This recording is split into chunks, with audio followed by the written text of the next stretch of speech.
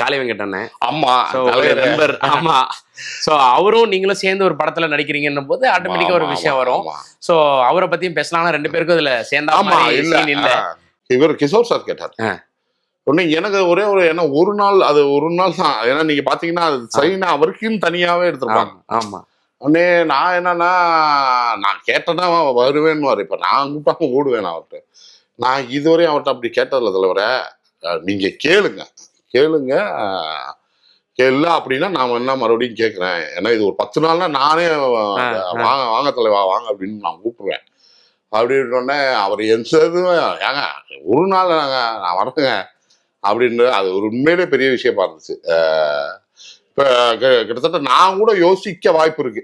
என்னடா ஒரு நாள் ஏன்னா அவர் விடமா தான் ஒரு நாளா ஒரு 5 நாளாவது கொடுத்தாலும் நமக்கு ஒரு அமௌண்ட் வரும், இல்ல நல்ல வேசமா இருக்கும் அப்படின்றது.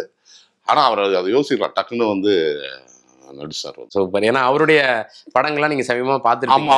ஆமா அதுதான் பயங்கரமா அவரு நான் ஆரம்பத்திலே சொன்னேன் முண்டாஸ்பட்டி நீங்க நம்ம விகடன் பேட்டியில தான் நான் சொல்லியிருக்கேன் அவரை பத்தி. அவரு ஏன்னா அவர் அப்பயே பின்னுவார் நடிப்பு அவரை. ஆனா அப்ப சரியான அங்கீகாரம் அவருக்கு வந்துகிட்டு இருக்கு. கரெக்ட்.